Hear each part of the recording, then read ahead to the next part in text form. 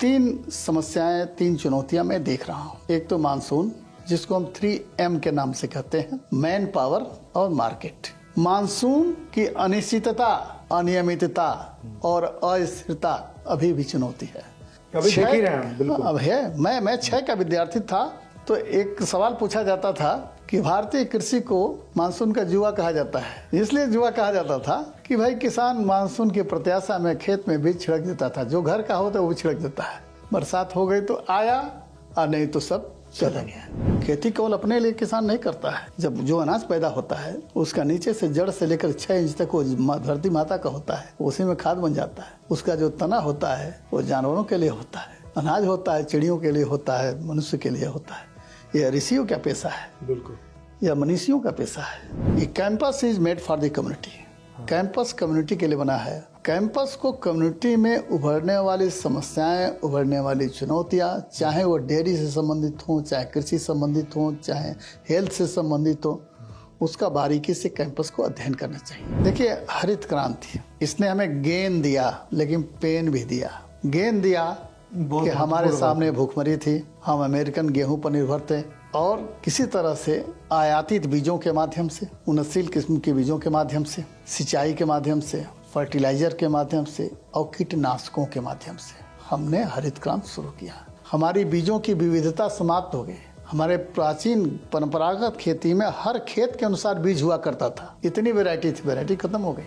बिना मिट्टी की गुणवत्ता की पहचान के कि इस मिट्टी में क्या पैदा होगा। भाई, हर मिट्टी की रुचि प्रकृति अलग है, एक विशेष प्रकार के उत्पादन के लिए बनी हुई है। प्रकृति ने हर क्षेत्र को अलग अलग उपहार दिया है, अलग अलग मिट्टी दिया है, लेकिन बिना उसके मिट्टी की गुणवत्ता को समझे हुए हम लोगों ने धरती का सीना चीर करके पाताल से पानी निकाला, सोख लिया पूरा। पीने के पानी का भी संकट उत्पन्न हो रहा है।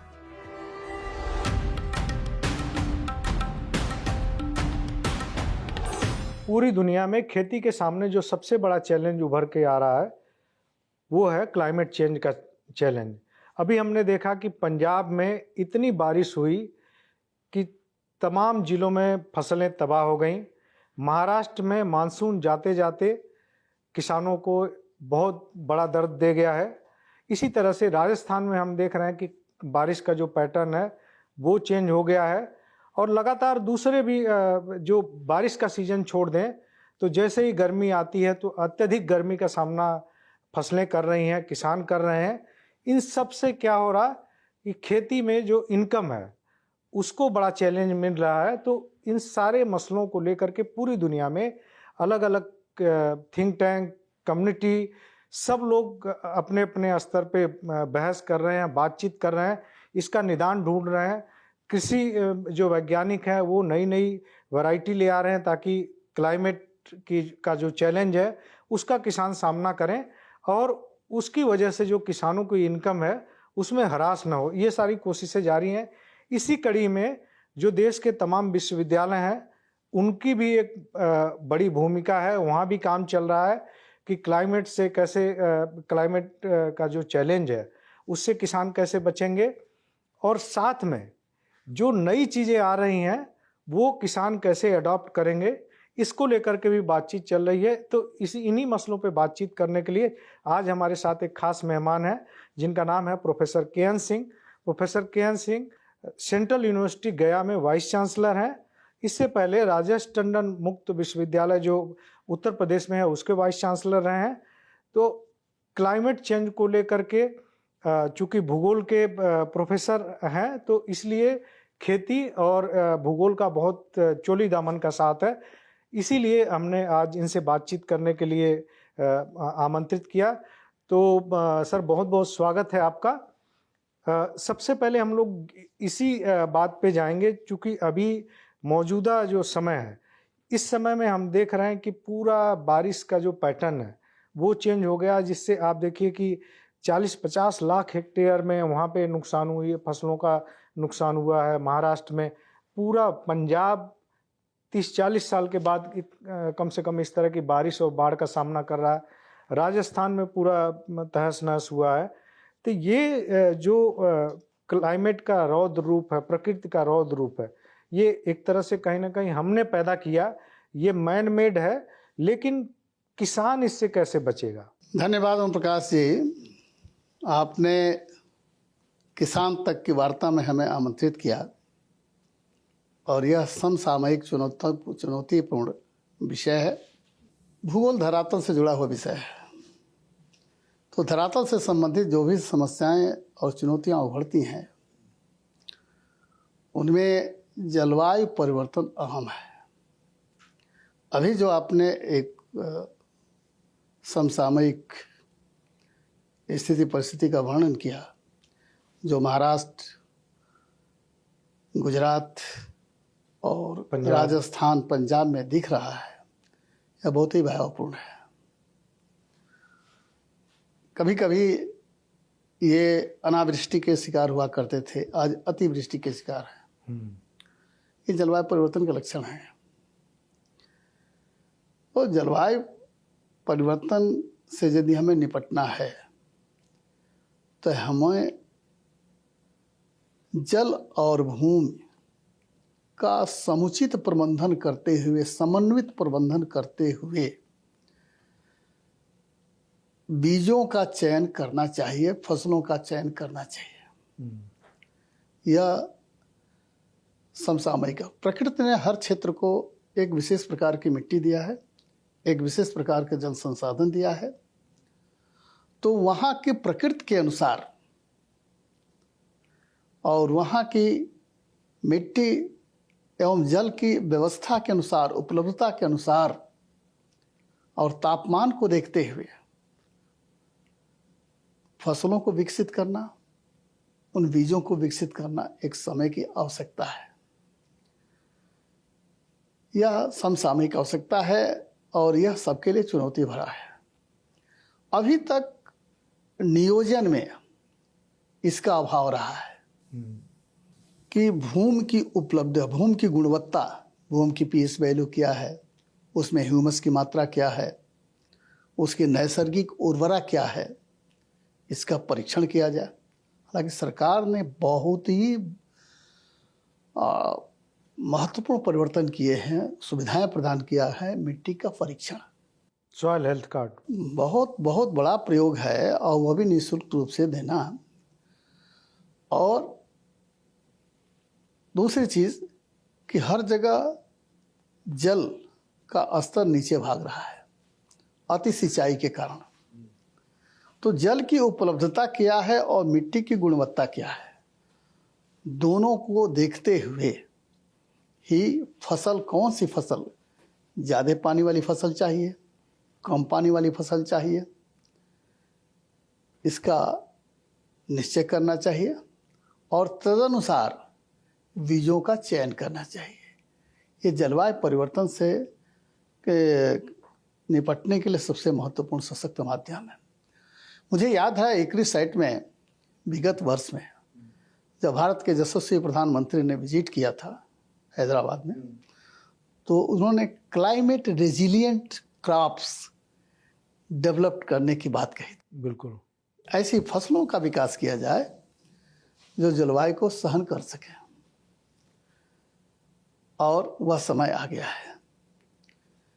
इसमें मुझे लगता है कि जगह जगह पर जो कृषि विश्वविद्यालय हैं और उनके साथ KVK हैं, KVK कृषि विज्ञान केंद्र, वहाँ पर अभिनव प्रयोग करके दिखाएं। एक आदर्श व्यवस्था कृषि में जो हो सकती है उसका मॉडल बना करके दिखाएं। अगल बगल के जो कम्युनिटी के लोग हैं वहाँ आएं, उनको देखें, उनको परखें, उनका विश्लेषण करें और उनको अपने प्रैक्टिस में अपनाएं। फिर यदि कोई समस्या आती है तो फिर समस्या को वहाँ तक लाएं। मुझे बताते हुए प्रसन्नता हो रही है कि दक्षिण बिहार केंद्रीय विश्वविद्यालय, जो दक्षिण बिहार में स्थित है, जहाँ कृषि ही आधार है,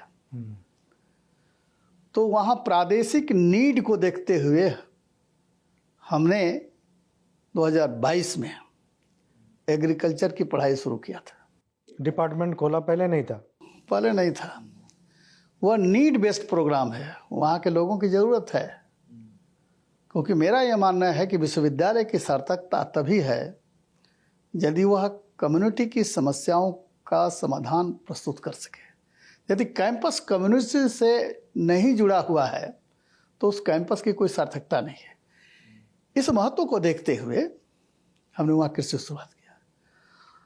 आज जो वहाँ IFS मॉडल विकसित किया गया है, वहाँ विविध प्रकार के बीजों का जो परीक्षण हो रहा है, जलवायु परिवर्तन के दृष्टिकोण से अनुकूल है या नहीं, इस प्रकार की व्यवस्था का परीक्षण हो रहा है। हमने किसानों के प्रशिक्षण के लिए खोल दिया है। अगल बगल के लोग आते हैं, उसको प्रशिक्षण करते हैं, देखते हैं, फिर जाकर के अपनाते हैं, उसको अडॉप्ट करके कैंपस और कम्युनिटी का एक साक्षात संवाद स्थापित हुआ है।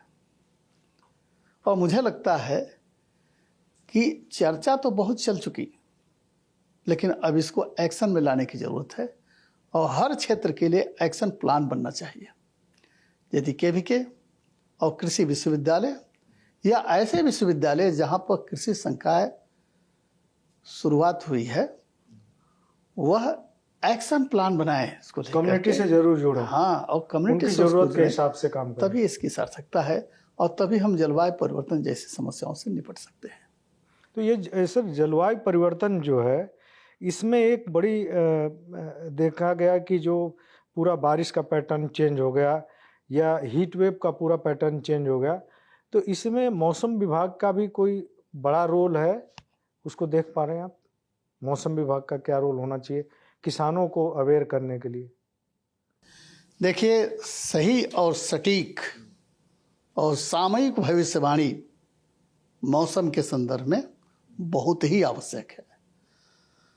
और जितना इफेक्टिव मौसम विभाग को होना चाहिए, मौसम के भविष्यक्षण के लिए, प्रेडिक्शन के लिए, उतना है नहीं।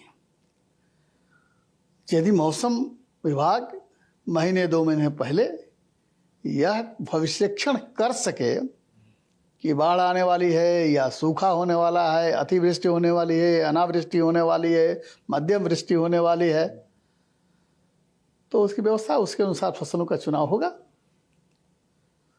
और किसान भी इतना प्रशिक्षित रहे, इतना मनोस्थिति में रहे कि वह आने वाली स्थिति और परिस्थिति के अनुरूप ट्रैक बदलने को तैयार रहे। क्या? तो मुझे लगता है कि मौसम की एक तो बहुत बड़ी भूमिका है, मौसम विज्ञान की, और उसको एक्टिवेट करना चाहिए और सीधे वो किसानों से जुड़े, तो उसकी सार्थकता है निस्संदेह। तो उससे जो क्लाइमेट चेंज का जो इम्पैक्ट है वो कम किया जा सकता है? बिल्कुल कम किया जा सकता है, बिल्कुल कम किया जा सकता है, क्योंकि यदि पहले से किसान जान जाता है कि भाई ज़्यादा बरसात होने वाली है, तो ऐसे ऐसे धान की किस्में आ गई हैं जो कि जैसे जैसे पानी बढ़ेगा वैसे वैसे वो ऊपर निकलता जाएगा। हाँ, ठीक है। ऐसा लग गया कि नहीं कम बरसात होने वाली है, तो ऐसी वैरायटी का उपयोग करेगा जो कम पानी चाहेगी। और मौसम की इसमें तो बहुत बड़ी भूमिका है, मौसम की बहुत बड़ी भूमिका है, लेकिन अभी तक मौसम विज्ञान विभाग इसमें सक्षम नहीं है। चीजें उल्टा हो जा रही हैं। अभाव है। हाँ, भविष्यक्षण का अभाव है। अभी जो सबसे बड़े जो चैलेंज आप एक भूगोलवेत्ता के तौर पे देख पा रहे हैं कि खेती के सामने भारत की जो अभी कंडीशन है, 150 करोड़ लोग हम हो चुके, नई पीढ़ी देख रहे हैं कि खेती में नहीं आना चाह रही है, तो आप एक भूगोलवेत्ता के तौर पे क्या देखते हैं कि खेती में जो 2-3 सबसे बड़ी समस्याएं हैं वो कौन सी हैं और क्या उसका समाधान हो सकता है? देखिए, 2 चीजें आपने पूछी। एक तो भारतीय कृषि के सामने समसामयिक चुनौतियां क्या हैं। नंबर 2 पूछा आपने कि भाई युवा पीढ़ी कृषि में नहीं आ रही है, उसका क्या कारण है। दोनों का उत्तर अलग अलग मैं दूंगा। देखिए, भूगोल एक धरती से जुड़ा हुआ विषय है, लेकिन एग्रीकल्चर में इसका कोई स्थान नहीं दिया गया है। केरल से लेकर के कश्मीर तक और हिमाचल से लेकर के अरुणाचल तक इतनी विविधता है।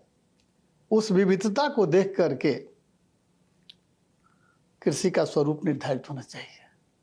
यह विविधता हमारी ताकत है, लेकिन इसका भरपूर उपयोग नहीं किया गया है। जहाँ तक समस्या की बात है, देखिए मैं 3 समस्याएं, 3 चुनौतियां मैं देख रहा हूँ। एक तो मानसून, जिसको हम 3M के नाम से कहते हैं। ये मानसून मैकेनिज्म, मैन पावर और मार्केट। मानसून की अनिश्चितता, अनियमितता और अस्थिरता, यह अभी भी चुनौती है। अभी देख ही रहे हैं हम, बिल्कुल। अब है। मैं 6 का विद्यार्थी था, तो एक सवाल पूछा जाता था कि भारतीय कृषि को मानसून का जुआ कहा जाता है। भारतीय कृषि को मानसून का जुआ कहा जाता है। इसलिए जुआ कहा जाता था कि भाई किसान मानसून की प्रत्याशा में खेत में बीज छिड़क देता था। जो घर का होता है वो छिड़क देता है। बरसात हो गई तो आया, और नहीं तो सब चला गया। तो भारतीय कृषि को मानसून का जुआ कहा जाता था। हालांकि हरित क्रांति के बाद बहुत सारे परिस्थितियां बदली हैं, फिर भी अभी मानसून की अनिश्चितता, कभी बहुत ज़्यादा बरसात हो जाती है तो कभी कम बरसात हो जाती है। 10 साल का यदि हम डेटा लें तो 10 साल में 4 साल ही नॉर्मल रहता है और 6 साल अनियमित रहता है। तो मौसम को देखते हुए, मौसम की भविष्यवाणी को ध्यान में रखते हुए यदि हम मानसून के अनुरूप फसलों का चयन करें तो यह जरूरी है, लेकिन यह हो नहीं पा रहा है। तो ये मानसून, और अभी तक ये भी है कि अति सिंचाई के कारण, जो फ्लड इरिगेशन है नॉर्मल, देखिए अति सिंचाई के कारण नीचे का भूगर्भ का पानी खत्म होता जा रहा है। पीने के पानी के भी संकट होता रहा है।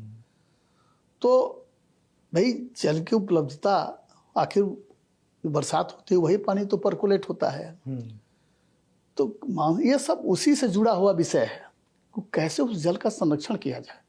खेत का पानी खेत में, घर का पानी घर में, जो जहाँ है वहीं पर जल को हम लोग समुद्र की ओर बढ़ने न दे, यह एक ऐसी जरूरत है। ये सब मानसून से जुड़ा हुआ विषय है। मैन पावर, आप जानते हैं कोई भी जुआ काम नहीं करना चाहिए। आप जो जुआओं को सवाल पूछा, ये मैन पावर खेती में मिल नहीं रहे हैं, बैठे रहते हैं। वो भट्ठा पर काम करने को तैयार है, सड़क पर काम करने को तैयार है, गार्ड बनने को तैयार है, गाड़ी टैक्सी चलने को तैयार है, क्लीनर का काम करने को तैयार है, लेकिन खेती में काम करने को नहीं तैयार है। उसको हिकारत की नज़र से देखता है। हाँ, उसको नज़र से देखता है। दूसरी चीज़, जो सरकार की कई योजनाएं हैं बैठे बैठे दे रही हैं, तो वो आलसी भी बना रही हैं। यह भविष्य के लिए बहुत बड़ी चुनौती बनने वाली है। यदि हमने लोगों का इंटरेस्ट इसमें नहीं पैदा किया, युवकों का इंटरेस्ट नहीं पैदा किया, तो ये बहुत बड़ा संकट होने जा रहा है। और हमारी घरेलू व्यवस्था भी कुछ इस तरह की है। हम अभिभावक बच्चों को इस प्रकार की शिक्षा दे रहे हैं कि पढ़ो पढ़ो पढ़ो, नहीं तो नौकरी नहीं मिलेगी। जैसे नौकरी के अलावा दुनिया में और कोई विकल्प है ही नहीं। खेती का तो कोई काम नहीं। कहता है कि नहीं करोगे तो खेती में गोबर फेंकोगे। माने इतना हेज से उसको पैदा किया जा रहा है कि वह उससे भटक रहा है, वो भटक रहा है। उसको लगता है खेती में पढ़ाई की जरूरत ही नहीं है। जबकि हमारी जो खेती है, हमारी खेती जो है वसुधैव कुटुंबकम और सर्वे भवन सुखना की भावना से। खेती केवल अपने लिए किसान नहीं करता है। जब जो अनाज पैदा होता है उसका नीचे से जड़ से लेकर 6 इंच तक वो धरती माता का होता है, उसी में खाद बन जाता है। उसका जो तना होता है वो जानवरों के लिए होता है, अनाज होता है, चिड़ियों के लिए होता है, मनुष्य के लिए होता है। यह ऋषियों का पेशा है, बिल्कुल, यह मनीषियों का पेशा है। यह भावना कि भाई यही नहीं रहेगा तो दुनिया कैसे चलेगी, ना? तो कैसे लड़कों को इसमें प्रशिक्षित किया जाए, इस मैन पावर से कैसे निपटा जाए, यह एक बहुत बड़ी चुनौती है। कई बार नीति आयोग ने भी इस पर सोचा, मैन पावर से निपटने के लिए। मैन पावर एक समस्या है, बहुत बड़ी समस्या। क्योंकि मैं तो गांव गिरान किसान से जुड़ा हुआ हूँ। मैं गांव में अभी भी जाता हूँ, रहता हूँ, जब भी मौका मिलता है तो जरूर विजिट करता हूँ, लोगों से बातचीत करता हूँ। एक मैन पावर समस्या है, जो घर के लोग भी हैं वो भी काम नहीं करना चाहते। तो कैसे इंटरेस्ट पैदा किया जाए, मनरेगा के मजदूरों को कैसे किस्ती से जोड़ा जाए, ये एक बहुत बड़ा चुनौती है। और दूसरी चीज़ की तीसरी चीज़ जो हमने बताया, कृषि के सामने जो तीसरी सबसे बड़ी चुनौती है, मार्केट। अब किसानों में भी पारदर्शिता का भाव भरा जा रहा है कि आपका मूली, गाजर, आपका लौकी, आपका बैगन, ये सारा किसान खरीद लेगी? ये दुनिया की ऐसी कोई व्यवस्था कर सकती है क्या? हमको मार्केटिंग के लिए एक कोऑपरेटिव बना करके खुद ही इसके लिए व्यवस्था करनी पड़ेगी। क्या हम बाजार और किसान थोड़ा बाजार पर ही ज़्यादा पराश्रित होता जा रहा है, स्वयं मार्केटिंग में वो दक्ष नहीं है।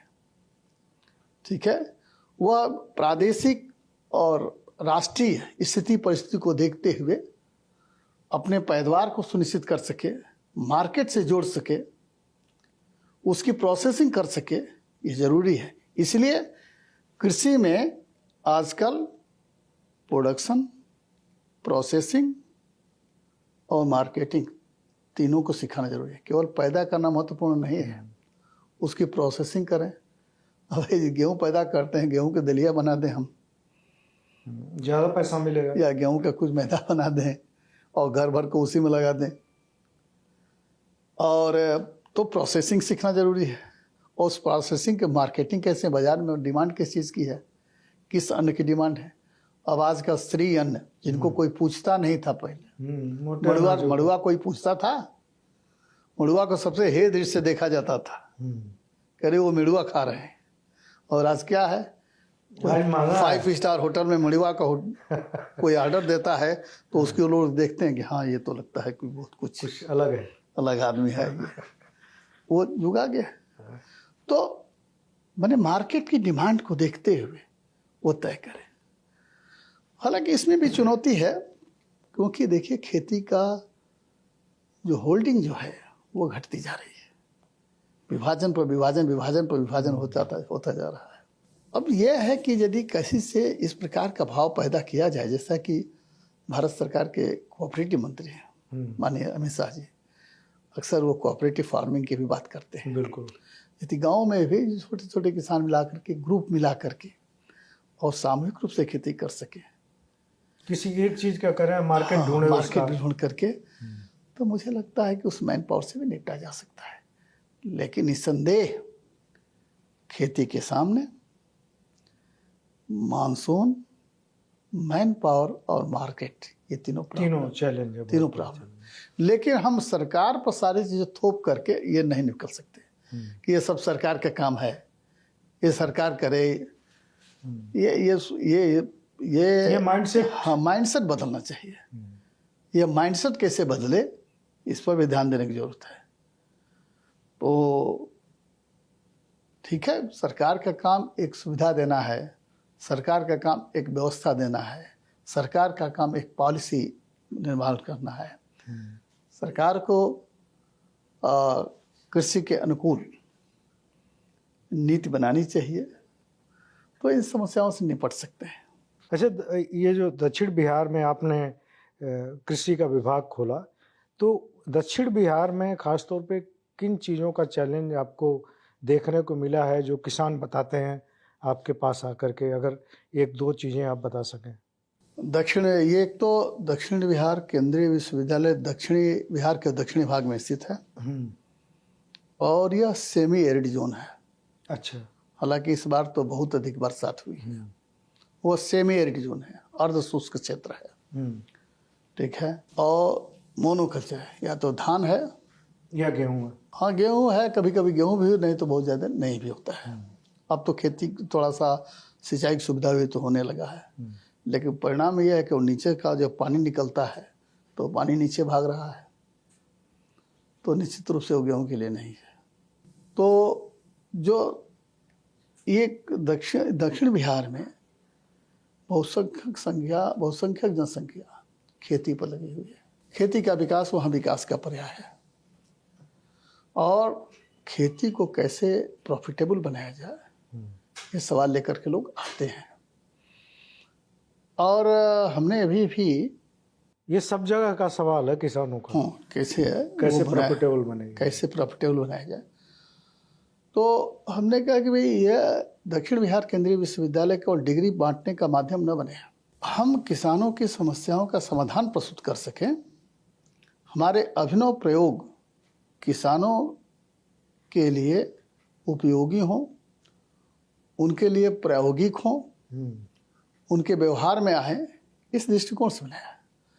जैसे हमने एक IFS model, integrated farming system का स्थापित किया कि यदि किसी के पास 2 हेक्टेयर जमीन है तो कैसे उसी में dairy, beekeeping, fisheries, poultry, ये सारी चीज़ें रखते हुए एक पूरा पैकेज है, पूरा पैकेज करते हुए अन्न भी उपजा सकता है खाने के लिए, और वह मोस्ट प्रॉफिटेबल होगा और वह वर्ष पर्यंत पैसा होगा, वर्ष पर्यंत उससे कुछ न कुछ आय मिलेगी। सीजन का अंत इंतजार नहीं करना। नहीं, हमारी खेती क्या है, पहले जो परंपरागत खेती में है 2 सीजन में पैसा मिलेगा। बाकी वो खर्च करता है। गेहूं जब कटेगा तब पैसा होगा, धान कटेगा तब पैसा होगा।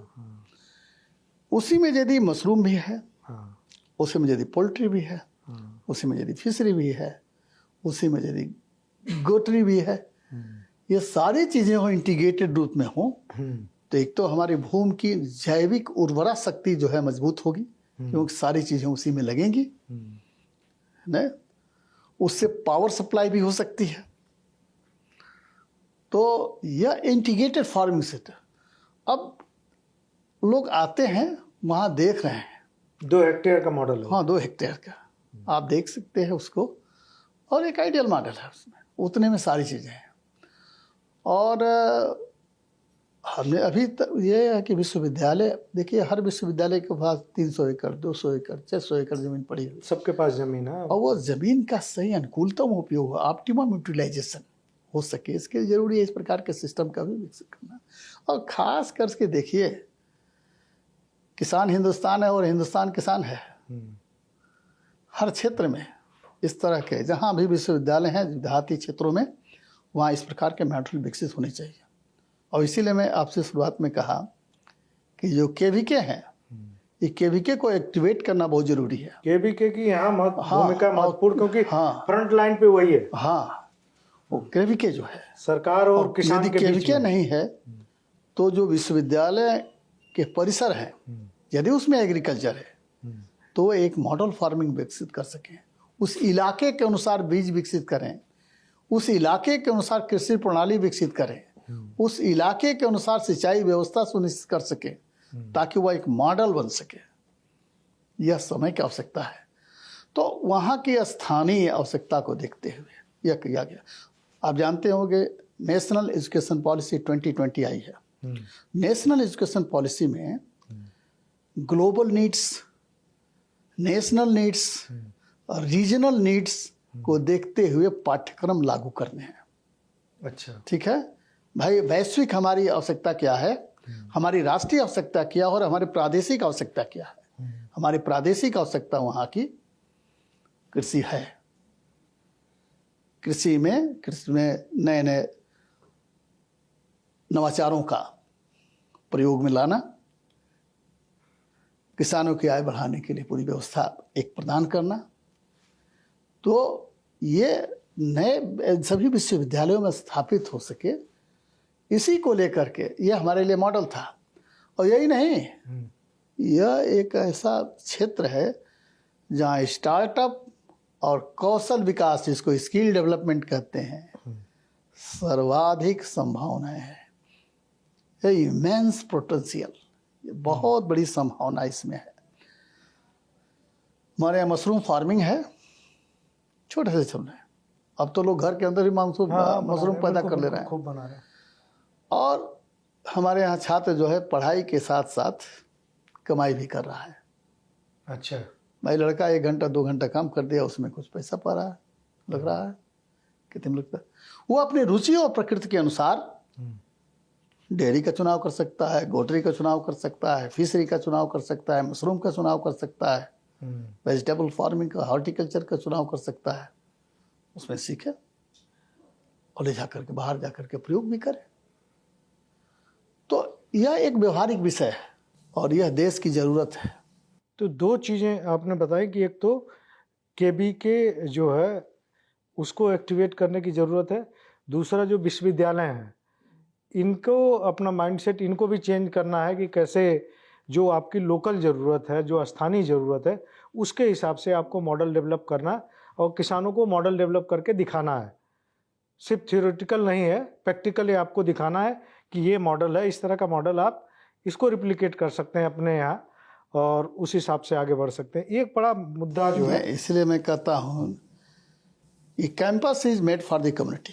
कैंपस कम्युनिटी के लिए बना है ना। कैंपस को कम्युनिटी में उभरने वाली समस्याएं, उभरने वाली चुनौतियां, चाहे वो डेयरी से संबंधित हो, चाहे कृषि संबंधित हो, चाहे हेल्थ से संबंधित हो, उसका बारीकी से कैंपस को अध्ययन करना चाहिए और उस पर अपनी पॉलिसी देनी चाहिए। यदि कैंपस कम्युनिटी की ओर से निरपेक्ष है, कोई केवल अपनी ऊंचाई बढ़ाने पर लगा हुआ है, अपनी एपीआई बढ़ाने में लगा हुआ है, अपना केवल शैक्षणिक गुणवत्ता बढ़ाने में लगा हुआ है और समाज से निरपेक्ष है, तो उस कैंपस का कोई मतलब है क्या? उस कैंपस की कोई उपयोगिता है क्या? भाई, हायर एजुकेशन इंस्टीट्यूशंस की स्थापना इसीलिए होती है कि वह समाज में मुखरित होने वाली समस्याओं का समाधान दे सके।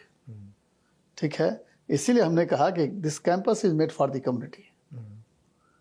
कम्युनिटी भी कैंपस की चिंता करे और कैंपस कम्युनिटी की चिंता करे, एक चक्र बने, है ना?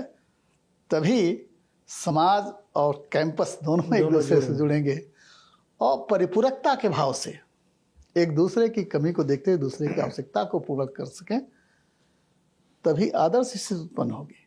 अभी ये केंद्रीय कृषि मंत्री जो शिवराज सिंह चौहान है, ये भी इस बात को लगातार आईसीआर के जो इंस्टीट्यूशन है उसमें लगातार उठा रहे हैं, वैज्ञानिकों के सामने उठा रहे हैं कि सिर्फ रिसर्च पेपर का नंबर बढ़ाने के लिए आपको काम नहीं करना, आपको ये देखना कि किसान की क्या समस्या है, उसके हिसाब से रिसर्च करना और समाधान देना। लगातार फोकस कर रहे हैं, टाइम लगेगा इसमें क्योंकि वो माइंडसेट था ही नहीं कि आप कम्युनिटी की चीज़ों को एड्रेस करें, उसके हिसाब से चीज़ें बनाएं। पेपर पे पेपर बनना है और सिर्फ वो नंबर ऑफ पेपर इकट्ठे हो रहे हैं। एक आज के टाइम में एक बड़ा मुद्दा है एग्रीकल्चर में और डिबेट का मुद्दा बना हुआ, organic farming, natural farming. 150 crore लोग हम होने जा रहे हैं। जब हमने हरित क्रांति की शुरुआत की 60s में, तब उससे पहले के खाद का इस्तेमाल, रासायनिक खाद का इस्तेमाल न के बराबर था। उसके बाद शुरू हुई, डॉर्फ वैरायटी आई, साथ में खाद का पैकेज हुआ, साथ में एमएसपी का पैकेज आया, तो हमने आत्मनिर्भरता कई चीज़ों में हासिल कर ली। लेकिन क्या आज 150 करोड़ लोग हैं, ऐसे में ये जो ऑर्गेनिक फार्मिंग का कॉन्सेप्ट है या नेचुरल फार्मिंग का कॉन्सेप्ट है, क्या ये कहीं आपको लगता है एग्जिस्ट करता है? ये सही है? क्या दृष्टिकोण अपनाना चाहिए? ठीक है, बहुत अच्छा आपने सवाल और फ्यूचर से जुड़ा हुआ सवाल पूछा आपने, जिसमें काफ़ी संभाव्यता है। लेकिन इसके पहले थोड़ा समय जोड़ना चाहूँगा, जो आप माननीय शिवराज सिंह की बात कर रहे थे कि भाई किसानों तक पहुँच हो, वैज्ञानिकों की ये ज़रूरत है। केवल पेपर तक पहुँचना, बड़े बड़े जर्नल तक पहुँचना। देखिए, एनईपी 2020 के आने के बाद पूरे राष्ट्रीय स्तर पर रिसर्च का पैराडाइम चेंज हुआ है। मुझे याद है जब बनारस में प्रथम शिक्षा समागम हुआ था तो माननीय प्रधानमंत्री जी ने कहा था कि भाई विश्वविद्यालयों को अपने चतुर्दिक कम्युनिटी में जो समस्याएं उभर रही हैं उन पर रिसर्च करना चाहिए और उसका समाधान प्रस्तुत करना चाहिए। हमारी शिक्षा की सार्थकता तभी है। ठीक है, अब देखिए जो आप कह रहे थे ना, अब विश्वविद्यालय इस पर सोचने लगे हैं। तो ये तो बात है। दूसरी चीज आप कह रहे थे कि ऑर्गेनिक फार्मिंग अगर आखिर आज जरूरत क्यों पड़ी, क्यों जरूरत पड़ी? देखिए, हरित क्रांति इसने हमें गेन दिया लेकिन पेन भी दिया। गेन दिया कि हमारे सामने भूखमरी थी, हम अमेरिकन गेहूं पर निर्भर थे और किसी तरह से आयातित बीजों के माध्यम से, उन्नतशील किस्म के बीजों के माध्यम से, सिंचाई के माध्यम से, फर्टिलाइजर के माध्यम से और कीटनाशकों के माध्यम से, ठीक है, हमने हरित क्रांति शुरू किया। हमारी बीजों की विविधता समाप्त हो गई। हमारे प्राचीन परंपरागत खेती में हर खेत के अनुसार बीज हुआ करता था, इतनी वैरायटी थी, वैरायटी खत्म हो गई। बिना मिट्टी की गुणवत्ता की पहचान के कि इस मिट्टी में क्या पैदा होगा। भाई, हर मिट्टी की रुचि प्रकृति अलग है, एक विशेष प्रकार के उत्पादन के लिए बनी हुई है। प्रकृति ने हर क्षेत्र को अलग अलग उपहार दिया है, अलग अलग मिट्टी दिया है, लेकिन बिना उसके मिट्टी की गुणवत्ता को समझे हुए हम लोगों ने धरती का सीना चीर करके पाताल से पानी निकाला, सोख लिया पूरा, पीने के पानी का भी संकट उत्पन्न हो रहा है। नैसर्गिक उर्वरा हमारी समाप्त हो रही है। कीटनाशकों के अति प्रयोग से खाद्यान्नों की गुणवत्ता घट रही है। उर्वरकों की अत्यधिक उपयोगिता से बीज जो है, हमारे अनाज जो है विषाक्त होते जा रहे हैं। तो ये हमको, ठीक है, उत्पादन हमारा बढ़ा, हमारी तात्कालिक समस्याओं का समाधान हुआ, लेकिन दीर्घकाल में इसने हमारे लिए समस्या पैदा कर दिया। तो हरित क्रांति ने हमने गेन दिया लेकिन हमको पेन भी दिया है। अब इस पेन को दूर करने का समय आ गया है। विकल्प क्या है? वैकल्पिक कृषि, जिसको हम ऑर्गेनिक फार्मिंग तो हम नहीं कहते, हम तो ज़्यादा उसको वैकल्पिक कृषि कहते हैं कि कृषि का अल्टरनेटिव कृषि क्या है। भाई, इस कृषि से निकले, कृषि से निकले। तो देखिए, हम लोग बहुत दूर निकल चुके हैं, बहुत तेजी से चल पड़े हैं। तो जब ट्रेन अपने ट्रैक पर बहुत तेजी से चल रही हो तो एकाएक ट्रैक चेंज करेंगे तो ट्रेन आपकी उलट जाएगी। इसलिए स्पीड धीमा करके ही ट्रैक चेंज करिए, ठीक है, धीरे धीरे चेंज करिए। एकाएक हम करेंगे नहीं हर जगह ऑर्गेनिक फार्मिंग होगी, ये संभव है क्या सबको खिलाने हैं? भुखमरी की नौबत फिर से आप आयात करने लगेंगे। कृषि ने हमको बहुत कुछ दिया है, बहुत दिया, तो धीरे धीरे इसका। लेकिन एक बात जरा याद रहे, केवल खेती करके, अन्न उत्पादन करके वैकल्पिक कृषि नहीं की जा सकती, ऑर्गेनिक खाद नहीं की जा सकती है।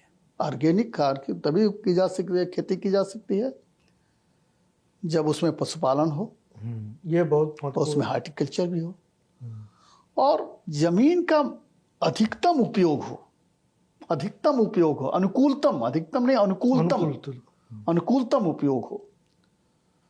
तो यह समय की आवश्यकता है। और ऑर्गेनिक फार्म जैसे प्लानिंग तो बहुत बनी, जैसे कि पिछली बार की बजट में यह था कि गंगा के दोनों ओर 5 किलोमीटर ऑर्गेनिक खेती का बेल्ट विकसित किया जाएगा। लेकिन धरातल पर अभी नहीं उभर नहीं पाया। भाई, हमको पशुपालन खेती एक पशुपालन के साथ साथ फिशरीज और ये सब सारी इंटीग्रेटेड फार्मिंग पर ज़्यादा जोर देना है, ठीक है। ऑर्गेनिक फार्मिंग का मतलब ये नहीं कि केवल हम रासायनिक उर्वरकों को छोड़ करके और केवल प्राकृतिक संसाधनों पर ही हम खेती करें, प्राकृतिक फर्टिलाइजर पर ही खेती, यही उतने ही तक सीमित नहीं, ठीक है, बल्कि इसका व्यापक महत्व है। हम इंटीग्रेटेड फार्मिंग पर ज़्यादा जोर दें, इंटीग्रेटेड फार्मिंग पर, तो इससे लाभदायक होगा। ये क्या है, जो डेयरी जो है डेयरी से जो है हर महीने पैसे मिल सकते हैं, हर महीने उससे डेली आमदनी हो सकती है, लेकिन वो करने की मानसिकता तो बदले। तो कैसे एक माइंडसेट चेंज किया जाए, माइंडसेट चेंज किया जाए, वह एक जरूरी है काम। लेकिन क्या है, आज का अभिभावक तो इतना जोर बना रहा है लड़कों पर, इतना दबाव बना रहा है, कर नौकरी, कर नौकरी, नौकरी नहीं कर तो कुछ नहीं करोगे तुम। किसी लायक नहीं हो गए। मैंने ये सिखा दिया गया उस लड़के को कि अरे भाई एंटरप्रेन्योरशिप भी कोई चीज होती है, ठीक है, वो आदमी बनना सीखे और हजारों अपॉर्चुनिटीज हैं। कहते हैं ना, मैथिली शरण गुप्त की कविता है कि नरहु ने निराश करो मन को, प्रभु ने तुमको करदान दिया, सब वांछित वस्तु विधान दिया, फिर दुर्लभ क्या उसके जन को, नरहु ने निराश करो मन को। अरे बच्चों को कुछ सिखाओ, साहसिक काम। बिल्कुल। केवल इतने ही तक जो है कि नहीं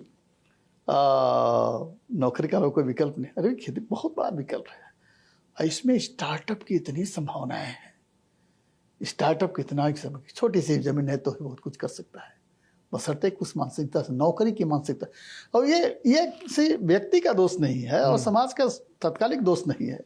वो जो कॉलोनियल माइंडसेट हमारे ऊपर भर दिया गया कि साहबगिरी कुर्सी पर बैठना और केवल आर्म चेयर नौकरी करना वही विकल्प है, दूसरा किसी कोई विकल्प ही नहीं है। ये वर्षों से कॉलोनियल वर्षों से एक माइंडसेट विकसित हुआ, औपनिवेशिक मानसिकता है ना। और इसीलिए एक्सपीरियंशियल लर्निंग पर अब ज्यादा जोर दिया जा रहा है। एनईपी 2020 में अनुभव के आधार पर सीखिए, कुछ खेती में करके सीखिए। हम लोग जब प्राथमिक विद्यालय में थे तो हम लोग को कृषि भी पढ़ाई जाती थी। बिल्कुल हम लोग खुद जो है क्यारी बनाते थे और कैसे टमाटर की खेती हो, कैसे आलू की खेती हो, कैसे क्या हो। आने वाली जनरेशन को ये मालूम नहीं होगा कि आलू जो है जड़ में पैदा होता है कि ऊपर फलता है, यदि हम लोग उसको दिखाए नहीं।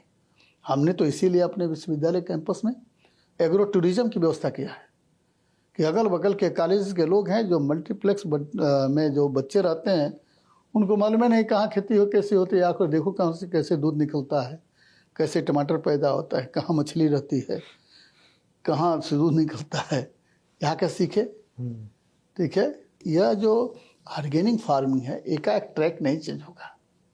हाँ, धीरे धीरे इसका ट्रैक चेंज होगा, करना चाहिए। और ये तो मैं इसका स्ट्रांग सपोर्टर हूँ कि जो भूमि की, जो मिट्टी की जो रुचि और प्रकृति है उसके हिसाब से ही खेती होनी चाहिए, है ना। तो जबरदस्ती मिट्टी के संयोगों को बदलना, मिट्टी के रासायनिक कॉम्बिनेशन को बदलना और अति जल शोषण से वहाँ की पर्यावरणीय स्थिति को खराब करना, ये किसी इसमें भविष्य के लिए ठीक नहीं है। ये दुनिया, ओम प्रकाश जी, केवल दुनिया आपके लिए नहीं बनी है, केवल मेरे लिए नहीं बनी है, बल्कि दुनिया आगे आने वाली संतान के लिए बनी हुई है। कुछ तो उसको ठीक करके जाए। अभी हमने देखा, जैसे आपने ये बात कही नेचर की, कि 1960 के आसपास जैसे पंजाब और हरियाणा का एक एग्जाम्पल सेट किया जाता है हरित क्रांति के दौर के। उसमें जो एक सक्सेस भी था, जो आप कह रहे हैं कि पेन और हमें पेन वाले और गेन वाले दोनों मसलों पे जाएं, तो वहाँ के किसान कहते हैं कि हमारे ऊपर ये हरित क्रांति थोपी गई और 60 के दशक में सिर्फ 5% एरिया था टोटल एग्रीकल्चर लैंड का पंजाब में धान का। इस वक्त जो है धान का एरिया, टोटल एरिया जो एग्रीकल्चर का है उसका 45% है ना। आप गेहूं का एरिया तब था 12-15% 60 के दशक में, आज 47-48% है टोटल एग्रीकल्चर लैंड का पंजाब में। दलहन तिलहन दोनों एकदम ख़त्म हो गए, कपास भी लगभग ख़त्म हो गया पंजाब में। पंजाब का एग्जाम्पल इसलिए दे रहा हूँ क्योंकि हरित क्रांति में वो एक नायक बन के उभरा था। आज सबसे ज़्यादा क्या है, डार्क जोन में उसके ज़िले हैं, ब्लॉक हैं, तमाम डार्क जोन में चले गए हैं। पानी को लेके संकट है। धान की खेती छोड़ने पर पंजाब और हरियाणा दोनों कह रहे हैं 8,000 रुपये लो, 7,000 पंजाब देता है 1 एकड़ का, 8,000 रुपये ये देता है हरियाणा, कि आप धान की खेती छोड़ दो, हम पैसा दे रहे हैं आपको। खुला खेत खाली छोड़ देंगे तो भी पैसा दे रहे हैं। ये नौबत आ गई दोनों में। तो ये जो क्रॉप पैटर्न का मुद्दा है, ये एक पॉलिटिक्स का मुद्दा है कि आज अगर हम कहते हैं किसी पंजाब और हरियाणा में कि आप धान छोड़ दीजिए, किसान उसको छोड़ने के लिए राजी नहीं। हरियाणा में भी धान छोड़ने के लिए राजी नहीं। वो कहता कि जितना धान गेहूं में प्रॉफिट है उतना आपके दलहन तिलहन में प्रॉफिट नहीं है। सरकार दलहन तिलहन खरीद नहीं रही है, धान गेहूं लगातार खरीद रही है। तो ये जो क्रॉप पैटर्न चेंज करने का जो मुद्दा है, ये कैसे एड्रेस होगा पूरे देश में? देखिए, हमने बताया ना कि हरित क्रांति ने शॉर्ट टर्म में हमारी समस्याओं का समाधान किया, लेकिन दीर्घकालिक समस्याएं भी हमें दिया। हम उनसे जूझ रहे हैं और अब इसको राजनीति का भी विषय बना दिया गया है। तो राजनीति के 1001 विषय हो सकते हैं, कृषि राजनीति का विषय नहीं है। कृषि मानव के भविष्य से जुड़ी हुई, धरती के भविष्य से जुड़ा हुआ विषय है। सबको मिलकर के इस पर सोचना चाहिए। भाई ठीक है, एक तत्कालिक समस्या थी, तत्कालिक चुनौती थी। हम लोगों ने हरित क्रांति को अपनाया, लेकिन अब उसके दुष्परिणाम सामने आने लगे हैं। तो केवल अपने लिए नहीं, बल्कि आने वाली पीढ़ी को बचाने के लिए आप कुछ तो सेक्रीफाइस करिए। ठीक है, थोड़ा कम उत्पादन होगा, धीरे धीरे होगा। और इसीलिए क्या हो रहा है, श्री अन्न का, जिसके लिए पंजाब की धरती बनी हुई है, बाजरा की रोटी, मक्का की रोटी, सरसों की साग, वो खेती उसी लिए बनी हुई है। वो बासमती चावल के लिए नहीं बनी हुई है, एक्सपोर्ट के लालच में। और देखिए, कहते थे ना कि गांधी जी भी कहा करते थे कि भाई हम धरती माता के पास मनुष्य की आवश्यकताओं को पूरा करने के लिए सब कुछ है, उसके लालच को पूरा नहीं किया जा सकता। धरती माँ लालच है, उस लालच को छोड़ना पड़ेगा। और धरती की रुचि, धरती की प्रकृति हर क्षेत्र का अलग अलग है। पंजाब का अलग है, पूर्वी उत्तर प्रदेश का अलग है, पश्चिम उत्तर प्रदेश का अलग है। देख रहे हैं, खेती की धरातल अलग है, ढाल अलग है, जल प्रवाह अलग है, जल की उपलब्धता अलग है। तो उसके अनुसार खेती करने, अंततः हमको उसी पर आना पड़ेगा। और उसमें कैसे हम अनुकूलतम पैदावार ले सकें, इस पर काम करने की जरूरत है। तो जगह जगह मुझको तो लगता है कि हर गांव में कुछ हमारे पास जो आइडियल किसान है, जो कुछ मैं जानता हूं, मैं भी अब बहुत सारे किसान हैं, मैं भी इसी क्षेत्र में अब काम कर रहा हूं। और कदाचित मैं सेवानिवृत्त होऊंगा तो मेरे मन में भी ऐसा है कि इस प्रकार के किसानों को ढूंढ करके उनको एक मॉडल बना करके उनका काम करना, उनके क्षेत्र में, उनके बीच में काम करना। हमने भी यही सोचा है। ठीक है कि हमारे इलाके में मैं जानता हूँ कुछ लड़के इतना बढ़िया खेती कर रहे हैं, इतने अच्छा काम कर रहे हैं, इतना अच्छा पशुपालन कर रहे हैं, इतना अच्छा पोल्ट्री फार्म कर रहे हैं। उसको बताने की जरूरत है। क्योंकि देखिए, कहते हैं ना कि देखा देखी धर्म और देखा देखी पाप। तो देखा देखिए, जब कोई अच्छा करता है, हाँ फलाना बहुत अच्छा करेगा, हमको भी करना चाहिए। तो ये जरूरत है हर गांव स्तर पर मॉडल स्थापित करना, अच्छे अच्छे किसानों को प्रोत्साहित करना, खास करके युवा किसानों को प्रभावित करना। तो इसको राजनीति का विषय ना बना करके, इसके आंदोलन का विषय ना बना करके, इसको जन आंदोलन का विषय, कि केवल आजकल क्या है कि हमारी खरीदारी हो कि नहीं हो रही है, तो कितना एमएसपी बढ़ रही है, कितना एमएसपी घट रही है। अरे इससे हट करके हम जमीन की रुचि प्रकृति के अनुसार सोचें, क्या अधिकतम पैदा कर सकते हैं, मार्केट में किस चीज़ की डिमांड है, इसको देख करके हम आत्मनिर्भर बने। आत्मनिर्भर होना जरूरी है, खेती को आत्मनिर्भर बनाने की जरूरत। सरकार मुखोपेक्षी खेती से किसानों को मुंह मोड़ना चाहिए। हम खेती के लिए सरकार पर निर्भर हों, इससे बड़ी पराश्रितता क्या होगी। इस पर ये बहुत वो चिंता का विषय है।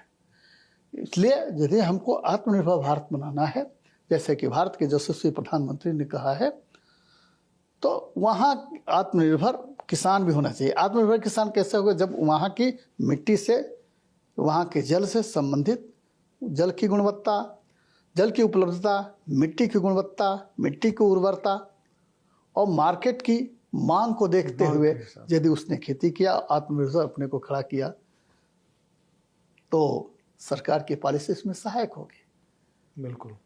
तो मुझे लगता है हाँ, पंचमात्र बहुत कुछ सरकार ने तो बहुत कुछ किया, जैसे किसान सम्मान निधि।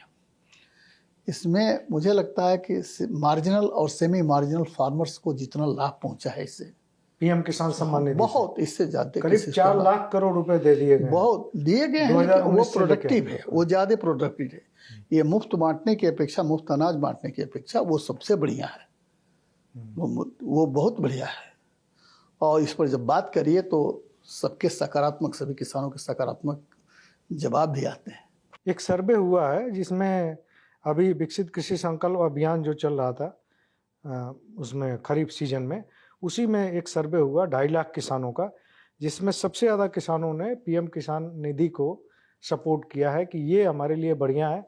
इसीलिए मांग हो रही थी कि इस पे थोड़ा रकम बढ़ाई जाए ताकि छोटे किसानों को और सपोर्ट हो। लेकिन आपने एक सवाल छोड़ दिया, वो समाज के सामने भी है और पूरी शिक्षा व्यवस्था के सामने भी है। जो आपने एक बात कही कि हम लोग के ज़माने में जब आप पढ़ते थे, इवन मैं तो बहुत बात का हूँ, बाद में हमारे दौर में भी जब मैं प्राइमरी में था तब भी हमने देखा कि हमसे कृषि करवाई जाती थी। 8वीं तक कंपलसरी था कि खेत प्राइमरी स्कूल में भी होता था और हाई स्कूल में भी होता था, उसमें हम लोग वो करते थे, खेती करते थे, जो भी चीज़ की होती थी। एक दूसरी चीज़ भी होती थी कि पीटी, जो अंतिम क्लास में पीटी होता था, अब वो दूसरे फैशन में चला गया कि योगा की क्लासें होने लग गई और कृषि तो बिल्कुल एजुकेशन से गायब हो गई। तो क्या सरकार को ये करना चाहिए कि 8वीं तक या 10वीं तक तो कंपलसरी कर दे पहले की तरह सरकार, कि ये कृषि में तो आपको काम करना ही करना है? कुछ न कुछ तो, जैसे अब आजकल पोषण वाटिका चलता है। हाँ, लेकिन वो खेती का मॉडल नहीं है हर सर। विद्यालय महाविद्यालय से कुछ ऐसा कि आत्मनिर्भरता का पाठ जाना चाहिए। हम लोगों ने प्राथमिक में 5वीं में हम लोगों को ये सिखाया जाता था खेती कैसे होती है, और छोटी छोटी क्यारी होती थी, उसी में 5 लड़कों को 7 लड़कों का।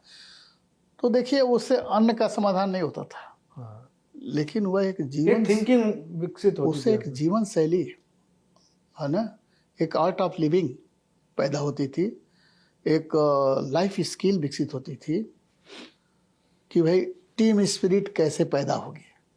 जब हम 4 बच्चे 4 लड़के जब मिल करके एक साथ कहते हैं हाँ आज हमारी क्यारी सबसे अच्छी होनी चाहिए, वो क्या एक टीम स्पिरिट है। जो समाज में टीम स्पिरिट खत्म होती जा रही है, उसी टीम स्पिरिट पैदा होती थी, और आज समाज में सबसे ज़्यादा ज़रूरत है।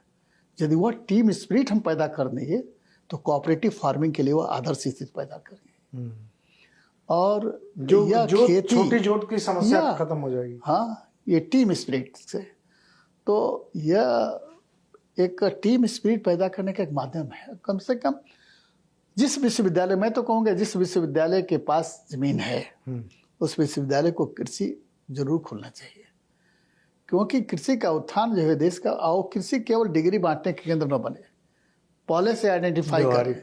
हाँ, कि यदि आपकी पढ़ाई किसानों की या कम्युनिटी की समस्याओं का समाधान नहीं करती है, उसमें गुणात्मक परिवर्तन नहीं लाती है, तो आपकी डिग्री एक कागज का पन्ना मात्र है। यह भाव विकसित करना पड़ेगा कि यह जो है आपका कृषि संकाय, आपका कृषि विभाग समाज में एक मानक स्थापित, एक बेंचमार्क स्थापित कर सके, लोग आकर के देखें, डिमांस्ट्रेट। इसीलिए मैं शुरुआती दौर में जब आपने बात करना केवीके की और ये भी, मैंने कृषि संकाय दक्षिण बिहार केंद्रीय विश्वविद्यालय में इसी दृष्टि से भी खोला कि आकर के लोग देखें और सीखें, देखें, परखें, सीखें, अनुभव करें और अपने प्रयोग में इसको लाएं। तो मुझे लगता है कि करना चाहिए। देखिए, थोड़ा सा खेती स्वरूप ही बदल गया है, क्या करेंगे। केवल अब हमको पैकेज मिल जाए, केवल हमको नौकरी मिल जाए, अब ये शिक्षा इस बात पर केवल जोर दे रही है। इसको ट्रैक को चेंज करना होगा। आप प्राथमिक में पढ़ते होंगे तो आपको एक प्रार्थना पढ़ाई जाते थे कि वह शक्ति हमें दो, दया निधि, कर्तव्य मार्ग पर डट जाए, पर सेवा पर उपकार में हम जगजीवन सफल बना जाए। होती थी ना, बिल्कुल। उसमें पैकेज मांगा जाता था क्या? उसमें हे भगवान मुझे इतनी शक्ति दो कि मैं दुनिया को कुछ अच्छा कर सकूं, दे पा सकूं। वह भाव भावना इन कृषि के वह भाव भावना विश्वविद्यालय भी दे सकें, विश्वविद्यालय के कृषि संकाय दे सकें, केवीके दे सके, तो इसी में कृषि की समस्याओं का समाधान है। अच्छा, एक आपने जो बीच में बातचीत वो रह गई, जो मनरेगा वाला मुद्दा है कि जो मैन पावर का मुद्दा है खेती के सामने बहुत बड़ा चैलेंज है। और चूंकि हमारी जोत छोटी है, जो हमारे इस वक्त जो है हमारा जो एवरेज लैंड होल्डिंग है 1.08 हेक्टेयर भारत में, तो ये एवरेज लैंड होल्डिंग है जो बहुत कम है। अब उसमें मैकनाइजेशन बड़े लेवल पे हो नहीं सकता, तो मैन पावर की ज़रूरत पड़ती है। मैन पावर या तो सरकार की जो स्कीमें हैं मुफ्त अनाज बांटने वाली, उसकी वजह से, या दूसरी वजह से मैन पावर इससे बिल्कुल अपने को अलग कर लिया खेती से। क्या मनरेगा से अगर जोड़ दिया जाए खेती को, तो ये समाधान हो सकता है मैन पावर की जो समस्या है। और जो ये समस्या है मनरेगा में भी, कि जो 100 डेज की सरकार गारंटी देती है और 100 डेज हो नहीं पाता रोजगार का, 45 दिन, 50 दिन, 55 दिन यही होता है। तो क्या इस दोनों समस्याओं का समाधान है कि दोनों को इंटीग्रेट कर दिया जाए? नीति आयोग ने 1-2 बार बैठक भी की है, लेकिन बात सिरे नहीं चढ़ी। क्या ये संभावना है इसमें कि मैन पावर का समस्या ऐसे समाधान हो? देखिए, थोड़ा सा मैं आइडियाज डिफर करता हूँ। एक तो रोजगार शब्द भी एक राजनीति का शिकार हो गया है। और हमारे एक तरफ बड़ा विडंबना है कि खेती में आपको आदमी नहीं मिलते हैं, दूसरे को कहते हैं कि रोजगार नहीं है। विरोधाभासी, यह एक अंतर विरोध है। एक तरफ कहते हैं कि 100 दिन का काम नहीं मिल रहा, आप दूसरी तरफ खेती में आपको आदमी नहीं मिल रहे हैं। इसको कैसे, ये बड़ा एक विडंबना है। तो यह एक बड़ा उलझी हुई गुत्थी है। क्योंकि देखिए, हम लोग एकदम जो निर्धनतम बेयर नीड्स होती थी, गरीबी जो एकदम, उससे हम ऊपर आ चुके हैं। अब वो चीजें नहीं है गांव में। भूखमरी कहीं नहीं है। ठीक है, भूखमरी अब नहीं है कहीं। ठीक है, और थोड़ा भी हाथ पैर चलाओ तो काम की भी कमी नहीं है। बिल्कुल है ना, क्योंकि हम लोग देख रहे हैं खेती में 500-600 रुपया देने को तैयार है आदमी, तो भी आपको आदमी नहीं मिल रहा। आदमी नहीं मिल रहा, बिल्कुल सही बात। मनरेगा से ज्यादा मजदूरी हम दे रहे हैं, लेकिन उसके बाद भी आदमी हमको नहीं मिल रहा है। इसको क्या कहेंगे? बेरोजगारी कहेंगे। हाँ, चूंकि हम लोगों ने जोड़ लिया है कि नहीं, नौकरी चाहे विश्वविद्यालय में कहें, चाहे किसी संस्थान में जा करके हमको खड़ाई होना पड़े, उससे ज्यादा नहीं तो काम है बहुत। ओके, काम है, खेती में काम है, लेकिन उसको जोड़ने को तैयार नहीं है उससे। तो मुझे लगता है कि एक प्रयोग के तौर पर, एक पायलट स्कीम के रूप में कुछ जिलों को या कुछ राज्यों को पहले टेस्ट करना चाहिए, एग्रीकल्चर से जोड़ के।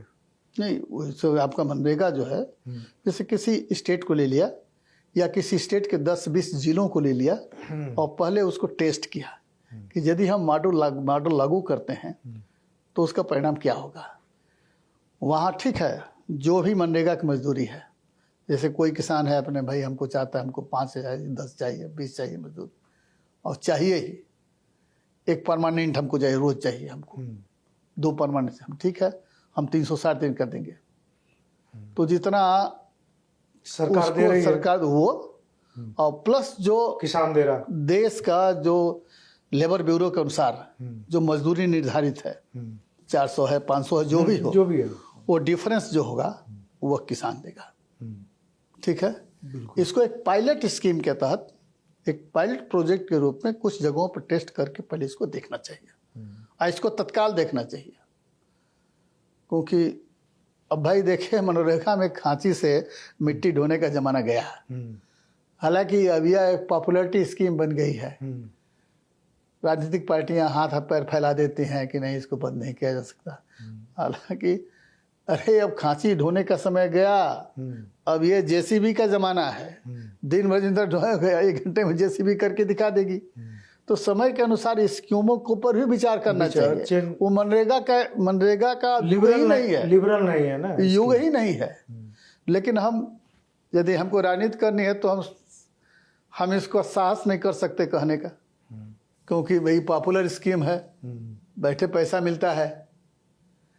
तो हो सकता है कि मेरी राय से लोग वो रखते हो, डिफरेंस रखते हो, लेकिन मुझे लगता है कि इसको फिलहाल यदि सही रूप में उस पैसे का सदुपयोग करना चाहते हैं, मनरेगा का सदुपयोग करना चाहते हैं, तो कम से कम एक प्रांत को लेकर के कुछ विकसित प्रांतों के कुछ जिलों को लेकर, जैसे पंजाब और हरियाणा एग्रीकल्चर के दृष्टिकोण से विकसित है, उसको लेकर के, कुछ तमिलनाडु को लेकर के, जिलों को लेकर के, और कुछ जो उत्तर प्रदेश के भी पूर्वी जिलों को लेकर के, पश्चिमी जिलों को लेकर के प्रयोग करना चाहिए और देखना चाहिए कि इसका क्या परिणाम होता है, उसका उत्पादकता पर क्या असर पड़ता है, उससे किसानों की आय पर क्या असर पड़ता है, उसका रोजगार पर क्या असर पड़ता है। तो इसका परीक्षण करना चाहिए, क्योंकि बिना किसी चीज़ का परीक्षण किए हुए भी लागू कर देना भी ठीक नहीं है। ठीक नहीं है, बिल्कुल ठीक है। तो मेरी राय है कि इसका परीक्षण करके इसको तभी लागू करना चाहिए, लेकिन इसको पायलट प्रोजेक्ट के रूप में लेना चाहिए। क्योंकि ये बहुत बड़ी समस्या है। क्योंकि मनरेगा का अब समय ही नहीं, मनरेगा लायक कोई काम ही नहीं बचा है गाँव में। आप भी गांव से जुड़े हुए हैं, मैं जानता हूं कि आप प्रत्यक्ष रूप से जुड़े हुए हैं। मनरेगा कोई काम बचा है क्या? नहीं। कहीं सड़क पर मिट्टी फेंकने का काम बचा हुआ है क्या? कहीं नहीं बचा हुआ है। और दिन भर में गड्ढा खोदेंगे, तालाब बनाएंगे तो वह 1 घंटे में जेसीबी कर देगी। बिल्कुल, है ना। तो मैन पावर का सही उपयोग होना चाहिए ना। तो यदि हम मैन पावर का सही और उपयुक्त और सटीक उपयोग करना चाहते हैं तो हमको इस पर सीरियसली सोचना चाहिए। बहुत मोटा पैसा जाता है, लेकिन उत्पादकता से उसको जोड़ा जाए, है ना। और राजनीतिक रूप से इसको थोड़ा सा है तो सेंसिटिव विषय, लेकिन गंभीरता से राजनीतिक दलों को भी इस पर सोचना चाहिए। बात कड़वी है, लेकिन कहनी चाहिए। कई बार कड़वी बात भी मतलब जरूरी होती है समाज के लिए। कि देखिए, खेती के सामने जो और भी बहुत सारी समस्याएं हैं, मार्केटिंग है, मैन पावर है, और भी चीज़ें हैं, क्लाइमेट चेंज की समस्या है, इनपुट कैसे सस्ता हो इसका भी है, आउटपुट तो जो जिस तरह से निकल रहा है मतलब पर्याप्त, हम बहुत सारी चीज़ों में आत्मनिर्भर हो गए हैं, बहुत सारी चीज़ों में अभी आत्मनिर्भर होना। लेकिन 2 चीज़ें बहुत बारीकी से निकल के आती हैं। कई बार में बातचीत जब हम लोग करते हैं किसी भी विशेषज्ञ से, तो ये निकल के आती है कि देखिए, मनरेगा भी खेती को बर्बाद कर रहा है, मैन पावर मनरेगा की वजह से नहीं मिल रहा। दूसरी एक समस्या आती है कि कैसे जो है ये जो किसान है, किसानों का भी माइंडसेट जो है वो नहीं बदला है। जो नई चीज़ें आ रही हैं उसका एडॉप्शन बहुत कम है, सीड रिप्लेसमेंट रेट बहुत कम है। बहुत सारी चीज़ें ऐसी हैं करने के लिए, बहुत कड़वी चीज़ें हैं। जैसे पानी को लेकर के की है कि जो किसान है अभी वर्तमान देख रहा, फ्यूचर वो नहीं देख पा रहा कि फ्यूचर में कितना बड़ा क्राइसिस होगा, किस तरह की समस्या आएंगी। तो बातचीत करने के लिए बहुत सारे मुद्दे हैं, लेकिन समय की भी अपनी एक सीमा है और उसी सीमा में हमको रहना होता है।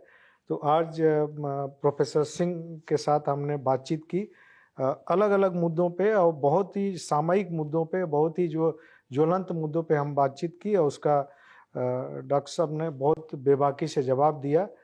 तो उम्मीद है कि किसान तक का ये पॉडकास्ट है अन्नगाथा, इसकी ये कड़ी आपको पसंद आएगी। अगली कड़ी में फिर हम किसी और शख्सियत के साथ मिलेंगे, और तब तक के लिए हमें इजाज़त दीजिए। धन्यवाद।